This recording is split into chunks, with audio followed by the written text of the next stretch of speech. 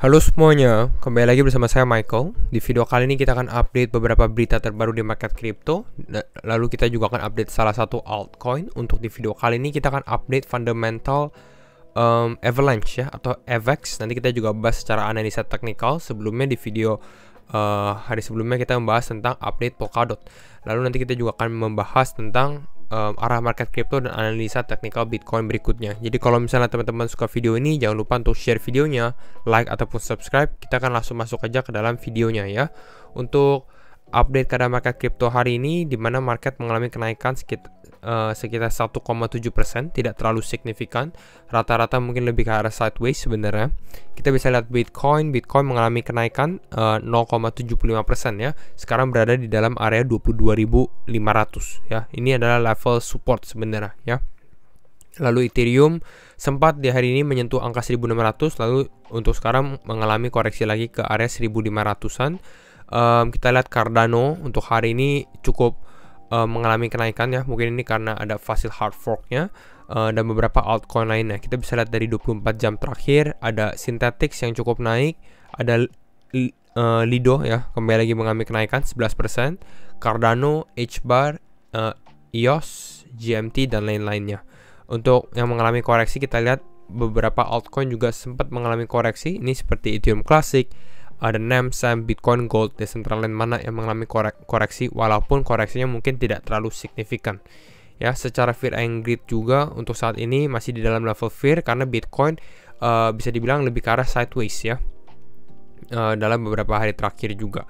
Nanti kita bahas secara teknikalnya. Kita update dulu untuk data dan analisa terbaru untuk market crypto ya. Ini dari Plan B, di mana dia membahas was this it, atau apakah ini benar-benar bottom yang terjadi gitu ya. Karena di sini dia bahas bahwa Bitcoin back above atau di atas 200 weekly moving average-nya, atau moving average 200-nya ya. Nanti akan kita bahas juga kira-kira di area berapa gitu ya. Dan biasanya memang weekly moving average 200 ini menjadi level strong support untuk Bitcoin ya. Dan sekarang Bitcoin ini mungkin sempat mengalami kenaikan.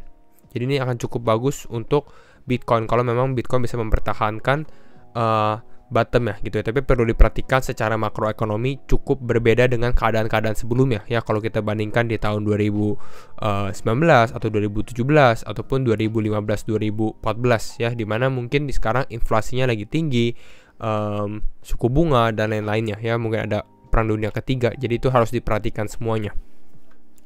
Apakah bottom atau tidak? Kalau kita perhatikan dari beberapa matriks lainnya, salah satunya di sini adalah Bitcoin realized loss. Jadi ini adalah untuk Bitcoin saja, dan ini adalah persentase dari realized loss. Jadi kerugian yang sudah terrealize gitu. Jadi teman-teman rugi lalu ini udah dijual gitu ya kerugiannya. Dan memang kita bisa lihat ini beberapa satu bulan sebelumnya 28 Juni ya.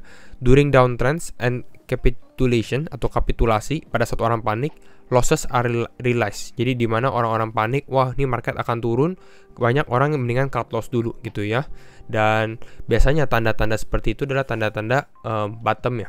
Ya, kalau untuk saat ini sebenarnya kita bisa perhatikan bahwa memang dalam tahun 2022 ini sudah ada beberapa kali di mana ada spike gitu, ada kenaikan yang cukup besar pada saat Bitcoin secara khususnya di sini ya, yang banyak langsung cut loss di sini. Mungkin bisa dibilang panic selling juga.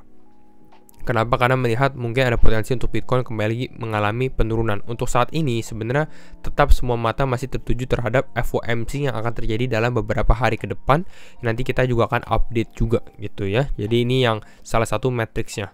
Dan memang kalau kita lihat dari sini sudah ada beberapa kali di mana realized loss Bitcoin bisa dibilang cukup tinggi gitu. Jadi apakah ada potensi bottom? Sebenarnya ada ya. Tapi harus diperhatikan dari secara makro juga, dan tidak ada orang yang tahu kapan bottom yang akan terjadi gitu ya.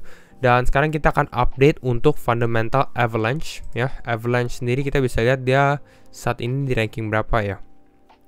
Avalanche ini di ranking 14 ya, mengalami beberapa penurunan, sempat di top 10 gitu. Jadi dia sempat top 10, sekarang di ranking 14. Avalanche ini adalah crypto layer 1 yang sempat kita sudah bahas beberapa fundamentalnya ya di video sebelumnya, mungkin beberapa bulan yang lalu. Jadi kita tidak akan terlalu bahas, kita akan lebih bahas terhadap update-nya sendiri. Secara fundamental sebenarnya generally dia cukup bagus dan layer satunya cukup banyak user juga ya di dalam Avalanche. Namun harus diperhatikan bahwa sekarang kita di dalam bear market gitu. Jadi normalnya adalah pasti user-user di dalam network Avalanche ini akan mengalami penurunan ya. Kalau kita lihat di sini, ini adalah Avalanche Ecosystem Developer Involvement ya. Ini adalah unique contracts deployed-nya dan unique contract deployers-nya. Jadi harusnya adalah kalau mengalami kenaikan ini akan cukup bagus untuk Avalanche, dan kalau mengalami penurunan sebenarnya ya artinya aktivitasnya mengalami penurunan. Dan kalau kita perhatikan memang ini dari awal, dari bulan Agustus sampai ke Desember, Avalanche cukup mengalami uptrend ya, kenaikannya cukup bagus. Walaupun di sini perlu diperhatikan ini ada spike tinggi gitu ya, tapi ini spike-nya ini kalau menurut Messari ini adalah anomalous spike. Jadi ini the May 2022 spike in unique contracts occurred during Karabada migration to the Swimmer network. Jadi ini pada saat migrasi, jadi bisa dibilang tidak dihitung gitu ya pada saat kena spike di atas ini ya. Tapi generally sehabis Desember ini bisa kita lihat Avalanche punya network ini mengalami penurunan. Artinya adalah tidak terlalu update juga ya secara developernya, walaupun secara fundamental bagus, tapi mungkin mereka tidak terlalu mungkin membuat progress gitu ya. Selanjutnya kalau kita lihat dari secara user and transaction counts across the Avalanche network, dimana kalau secara usernya sendiri kita bisa perhatikan bahwa di tahun 2021 kenaikannya cukup pesat nih, mulai dari Agustus naik cukup besar, lalu sideways sedikit dari bulan Desember sampai bulan April gitu ya. Walaupun market turun, masih banyak orang yang cukup aktif di network Avalanche karena decentralized application-nya cukup banyak. Namun ini demand-nya berkurang mulai memasuki bulan Mei sampai akhirnya di bulan Juni gitu ya. Penurunan drastis juga, dan memang perlu diperhatikan bahwa market crypto penurunan drastisnya itu terjadi mulai dari bulan Mei, dan Avalanche mungkin salah satu yang terdampak juga. Secara jumlah transaksi juga bisa kelihatan rata-rata di sini kita bisa lihat transaction count-nya mengalami kenaikan lalu mengalami drop yang berat gitu ya, karena Avalanche ini cukup heavy di gamingnya maupun di DeFi-nya juga gitu. Jadi pada saat market crypto turun cukup terdampak.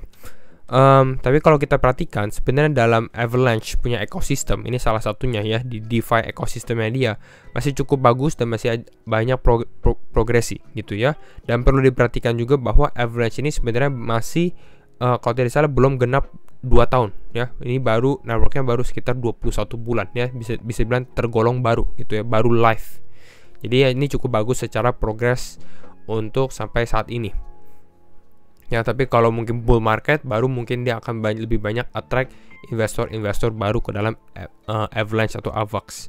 Kalau kita lihat secara DeFi lama, di sini kita bisa secara total value lock-nya Avalanche sendiri sekarang berada di ranking 4. Jadi ya ini cukup aman sebenarnya. Networknya sendiri lebih besar daripada Solana, lebih besar daripada Polygon Matic secara total value lock gitu ya, secara berapa banyak sih dana yang dikunci di dalam networknya Avalanche. Jadi ranking 4 cukup besar. Dimana kalau kita perhatikan yang besarnya itu dari di dalam AAV, ada Wonderland Time, ada Benchy, lalu ada Trader Joe juga yang cukup besar mengalami locknya di sini. Jadi kira-kira itu untuk update Avalanche secara fundamental. Kita masuk untuk Bitcoin bagaimana kira-kira ya.